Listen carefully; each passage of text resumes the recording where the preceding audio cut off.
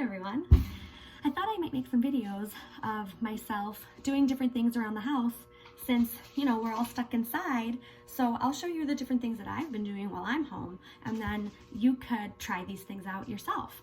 So the first thing I'm going to do is make a bagel.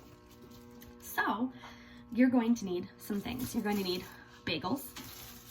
You will need cream cheese, or butter, or jelly, or peanut butter, Nutella, whatever you like to spread onto your bagels. A knife for spreading, and a plate. Now, my bagels are pre-cut, but you might have the kind of bagels that you do need to cut, so you'll need a sharper knife and maybe a sibling or a parent to help you cut the bagel. So you do is open up your packaging, pull out your bagel, and this, because they're already sliced, they split into two really nicely, just like this. Boop. Just like that. And I'll show you how I put it in my toaster oven. Now I have a toaster oven, not a regular toaster, so it's gonna look a little bit different if you have a regular toaster at home.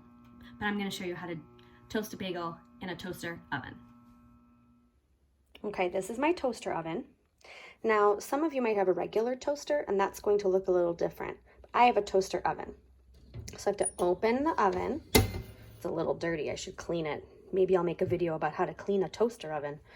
And I put each piece in the toaster oven like that, and then I close it. Now, bagels are thicker than regular bread, so they need a little bit longer time to cook.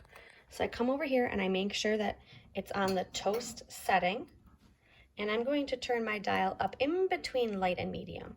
I don't like my toast too dark. And then I hit start toast and wait. Okay, so my toaster oven dinged to let me know that my bagel's ready.